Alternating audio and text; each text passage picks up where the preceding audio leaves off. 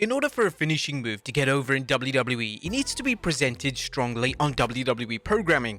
A wrestler's finisher being kicked out of every other match is a surefire way to derail the credibility of that finishing move, so WWE must only permit the specific finishing move to be kicked out of on rare occasions.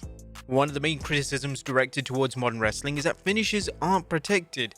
Top pay-per-view matches feature numerous finishers being kicked out of, and for better or for worse, this has become a standard and expected part of matches.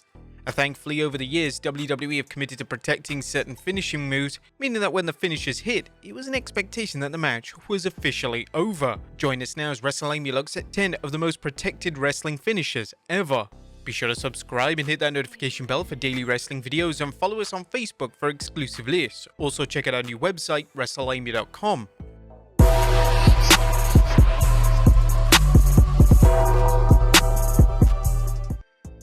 Number 10. Gunther Powerbomb. Since Gunther's call-up to the main roster, everything about his presentation has been praised by fans. Gunther has continued to have stellar acclaimed matches, and he has vastly improved the sports entertainment elements of his character. One of the things that makes Gunther stand out compared to other wrestlers on the roster is the fact that he can seemingly win a match with any move in his extensive yet decorated repertoire.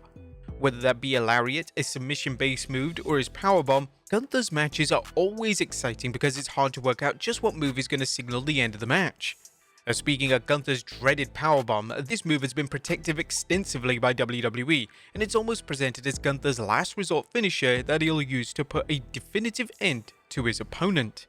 If Gunther ascends to the main event scene in WWE and enters into the world title picture, his pay-per-view main events could make for fascinating viewing, and this could offer fans something brand new when it comes to world title matches on major events. Number 9. The Rock, the People's Elbow. Although The Rock's People's Elbow finishing move isn't exactly the most devastating finisher ever, it was marketed and presented as credible and legitimate.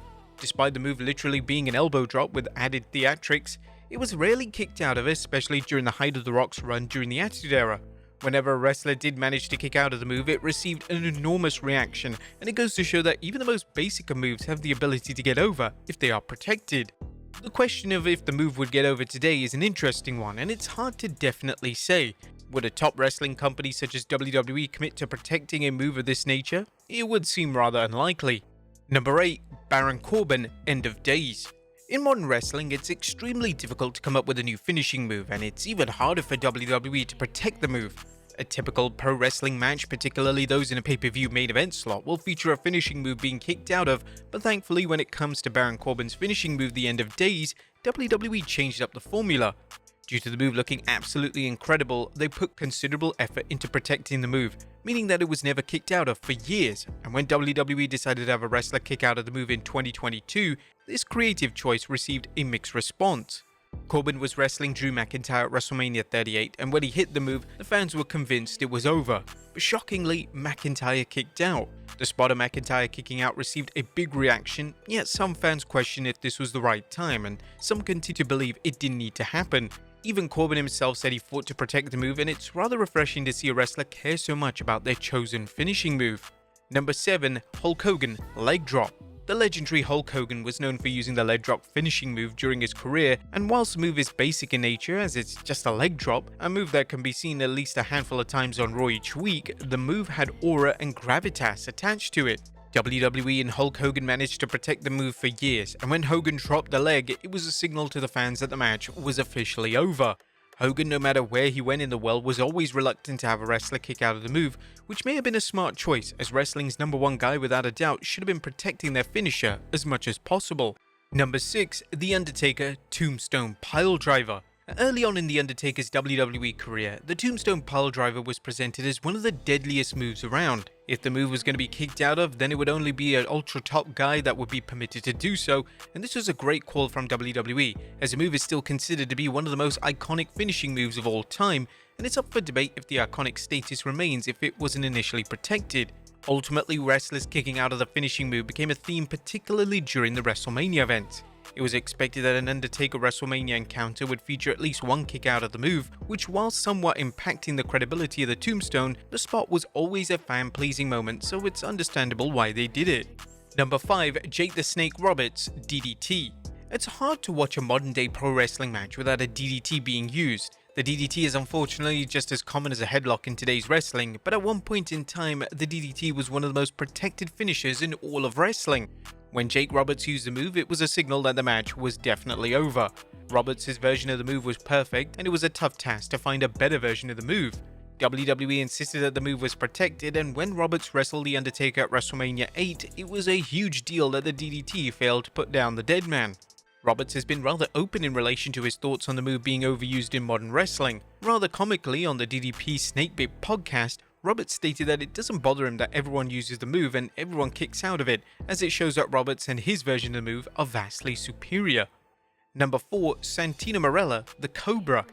A Santina Morella's Cobra finishing move was a comedic move that was clearly designed to appeal to children, yet WWE managed to protect the move for years, so much so that nobody kicked out of the move until 2012. WWE protecting any move is a rare sight in the PG era, and it was never made clear why they were so persistent with their efforts to keep the move credible and threatening. According to Morella during an interview with Chris Van Vliet, his finishing move was a perfect move because he was able to hit it on anyone of any size.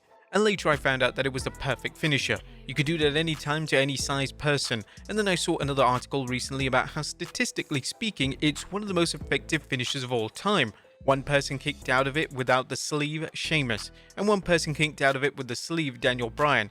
So I've probably given 1,000 Cobras. That's 99.98. Number 3. Big Show KO Punch. When Big Show debuted the KO Punch, it gave him an instantly credible finishing move. Someone of Big Show's size punching his opponent in the face was a conclusive end to a matchup, and WWE tried to keep the move as protected as possible, especially on the early days of Big Show's run with the move. If the move was kicked out of, there was usually a delay between the move being delivered and Big Show attempting a cover. This was a great decision as it could be logically explained that the wrestler eventually came around by being knocked out, but they were still feeling the dreaded effects of the sinister punch. One of the most notable times the move was kicked out of was in 2012. Big Show was wrestling Sheamus for the world title at the Hell in a Cell event. When Sheamus kicked out of the move, the fans in attendance lost their minds. This was the right place and the time to feature a kick out of the move, as it made the babyface Sheamus look incredibly tough and resilient. Number 2. The Dudley Boyz 3D. The 3D is without a doubt the most protected tag team finishing move of all time. When Bubba Ray and Devon Dudley delivered the move, it was always the end of the respective matchup, and the move was protected so much that in 2004, when The Undertaker was booked to kick out of the move, he outright refused. According to Bubba Ray during an appearance on Broken Skull Sessions, the dead man acknowledged that the legendary tag team had protected the move for so long, and there was no point in him kicking out of the move if it didn't mean anything. Nobody kicked out. If we hit the move, maybe there was a save or a pullout. Nobody kicked out. As a matter of fact, at the Great American Bash, when it was the Dudleys versus Taker, we said to Taker, "If you want this," and he said, "No, you protected it for so long. We're not going to do it if it doesn't mean anything." Respect him so much for that. And number 1, Randy Orton Punk Kick. Randy Orton has one of the most celebrated and beloved finishing moves of all time. The RKO is arguably the most famous wrestling move of the past 3 decades, and even non-wrestling fans are fully aware what the RKO is and which legendary wrestler delivers a move. Orton's secondary finisher, introduced in 2007, is known as a punk kick, and it sees Orton kick his opponents in the skull. Due to the nature of the move, it only makes sense that the move is protected. This move shouldn't just win a match, but it should put wrestlers out of action for the foreseeable future, and WWE did a great job during the first few years of Orton using the move in preserving it as much as possible. To date, the move has never been kicked out of, yet over the past few years there have been a few issues with the presentation of the move. When Orton has been using the move outside of matches, wrestlers have oddly been no-selling the move. Wrestlers have been able to withstand a punk kick and the next week act like nothing happened. Notoriously in 2020, an infamous segment on Raw, Shawn Michaels sold the move as if it was a traditional wrestling move, and this led to a ton of questions surfacing surrounding the credibility of the once protected move. But there you have it, folks. 10 of the most protected WWE wrestling finishers ever. Be sure to leave your comments down below, and I'll see you next time with some more wrestling content.